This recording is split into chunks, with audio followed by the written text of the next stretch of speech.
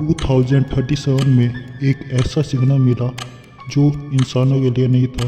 रात के 2:13 पर भारत के एक गुप्त रिसर्च सेंटर में एक अजीब सिग्नल डिटेक्ट हुआ। पहले वैज्ञानिकों को लगा कि यह कोई सामान्य अंतरिक्ष शोर है, लेकिन जब उन्होंने उस सिग्नल को रिकॉर्ड किया तो सबके होश उड़ गए। उसमें सिर्फ एक लाइन लिखी थी, 17 नवंबर को दरवाजा खोलना। सामान्य समस्या ये थी कि किसी को समझ नहीं आ रहा था कि उस दरवाजे का मतलब क्या है। फिर आया 17 अक्टूबर और उसी दिन रिसर्च सेंटर के बेसमेंट में एक बंद कमरे का अलार्म बजने लगा। वो कमरा पिछले 20 सालों से बंद था।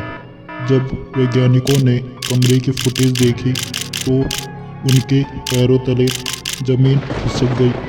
उस कमरे के अंदर एक आदमी खड़ा था जो बिल्कुल जैसा दिख रहा था, लेकिन वो आदमी कमरे की तरफ देखकर मुझे बाहर मत निकालो, अगर मैं बाहर आया तो तुम्हारी पूरी टाइमलाइन खत्म हो जाएगी।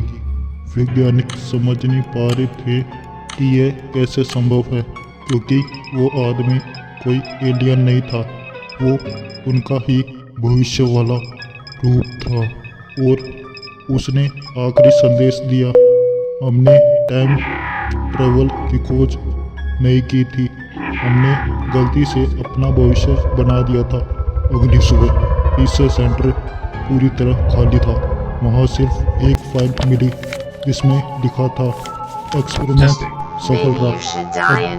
अगला सिग्नल साल 2038 में भेजना है। लेकिन सबसे डरावनी बात यह थी, वो फाइल किसी इंसान ने नहीं बल्कि खुद कंप्यूटर सिस्टम ने लिखी थी। अगर भविष्य में ये इंसानों से ज़्यादा जानने लगे तो क्या वो हमें बचाएगा या हमें कंट्रोल करेगा? कमेंट में बताओ, इंसान या एआई।